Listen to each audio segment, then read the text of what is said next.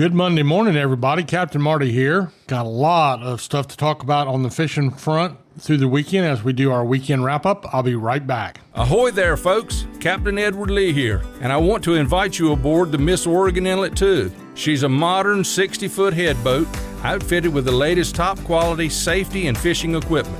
We make 3 trips per day out of the world-famous Oregon Inlet Fishing Center. Visit MissOregonInlet.com or call us today at 252-251-4314. So ditch the beach for a bit and set sail with the Miss Oregon Inlet 2.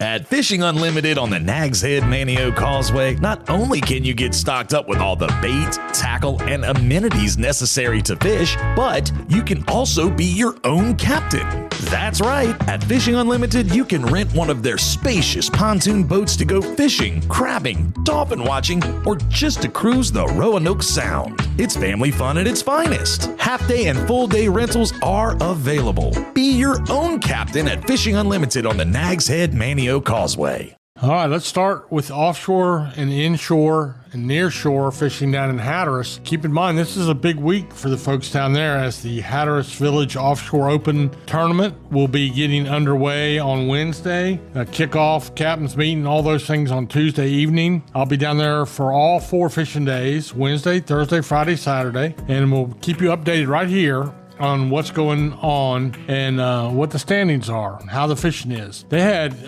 both sizes of dolphin down there, or mahi, whatever you want to call them, gaffers and bailers. Gaffers meaning you need a gaff to get them on board. The bailers are the small ones, you just sling them in, and when the fishing's good, you can catch a lot of them quick. But you know they had some of both. They had some blackfin tuna, there was a scattered wahoo caught, and there was actually a pretty decent blue marlin bite.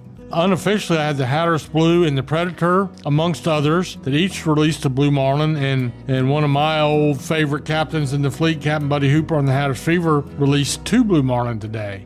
So that's great. Inshore, they had some cobia, ribbon fish, some Spanish mackerel, and those guys have been working on the red drum inside and outside of Hatteras Inlet. So all that is really good for our Oregon Inlet fleet. Over the weekend, good to very good yellowfin tuna fishing. And I do know that there was a couple of big eyes caught yesterday. I know Fishing Frenzy Greg caught one, lost one. Some of the guys had a little problems with our old friends, the sharks, that were, they like tuna too. I know Greg lost at least one big eye, which probably was a 150-pounder to the sharks. They stopped and dropped for some tile fish. They caught some dolphin or mahi. Inshore, they caught cobia throughout the weekend. Everything was a little choppier yesterday, made it a little harder to fish and to see things. But they also had trout, and drum, and Spanish mackerel a little bit closer to the beach. Surf and pier fishing's holding its own. It's not red hot, but there is a bite to be had, a pretty good bite. These bluefish are crowd pleasers, anywhere from 3 to about 12 pounds now. And whether it's on the pier or on the beach, it doesn't seem to make a whole lot of difference. We still have red drum being caught out of the surf at all the old favorite spots. We have a few speckled trout, and especially if you're on the pier, a few sea mullets being caught. But the bluefish is the real kicker. That's what's making everybody really happy right now. So there's a decent bite in the surf going on, decent bite on the piers. You really need to strive to get the freshest possible bait. Day-old bait is only half as good as fresh bait. So ask the tackle shops if they have fresh mullet or whatever they have and get as fresh a bait as possible. Trust me, it'll make a lot of difference. And I'll be right back. I don't have much of a report from back in the Sound, but we'll talk about what I do have in just a moment. I'm sitting here with Captain Andy Ennis of Old North State Charters, and Andy, it seems as if you catch fish or you crash your boat trying to catch fish. Well, Justin, here's the deal. I'm the best there is, plain and simple.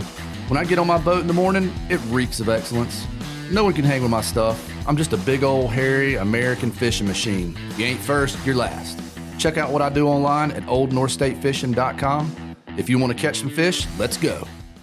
Okay, that brings us to the backcountry. And when I say that, I mean all of our sounds, our inland bodies of water, the estuaries. Man, there is a lot of area to be fished. And I don't ever want to hear you say you're crowded, because there is plenty of room to spread out all the way around the rim of the sound. The estuaries have been good, meaning the creeks and rivers that flow off, especially off to Pamlico. There's been puppy drum and speckled trout. That's almost an everyday report. But the weekends, you get a few more people doing that. They're fairly covert in what they're doing. They don't say a whole lot about it, but if you have a boat or a kayak or whatever you have, the water temperatures are getting up into the low 60s now. So that's improving a little bit, but that's still cold enough to get yourself in big trouble if you end up in the water. So make sure you take safety precautions and you file a float plan. And don't forget that this is one of the best fisheries to go out with a guide boat, a backcountry guide boat, for half a day and learn the art of speckled trout and puppy drum fishing. It's a great way to learn.